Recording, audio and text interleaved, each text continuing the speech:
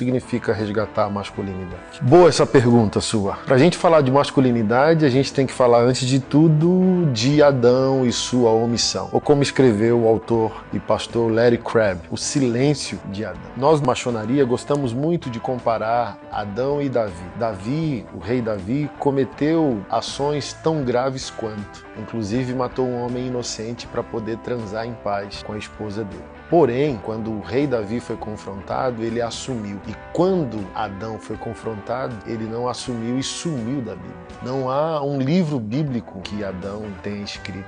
E ele é o nominador das criaturas de Deus. Deus criou no início, chamou Adão para dar nome. Então ele foi testemunha ocular de fatos gloriosos e poderia ter um livro na Bíblia, uma oração que ele fez, mas não tem nada. Sabe por quê? Porque me parece que Deus abomina o vitimismo no coração masculino. Foi você? Onde estás? Lembra lá? Gênesis 3:9.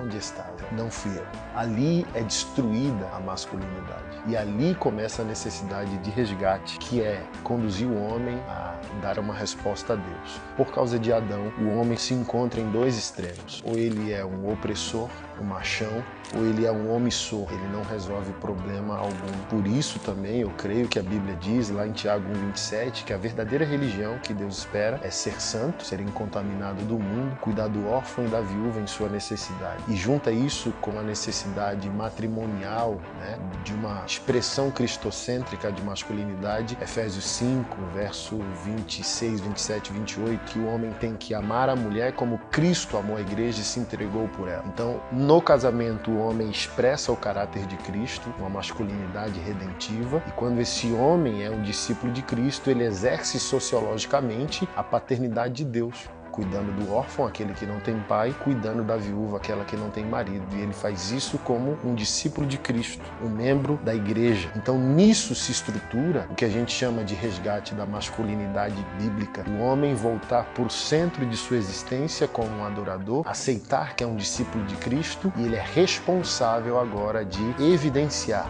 revelar tanto a virilidade de Jesus como o leão da tribo de Judá, quanto a sua doçura como o Cordeiro de Deus que tira o pecado do mundo.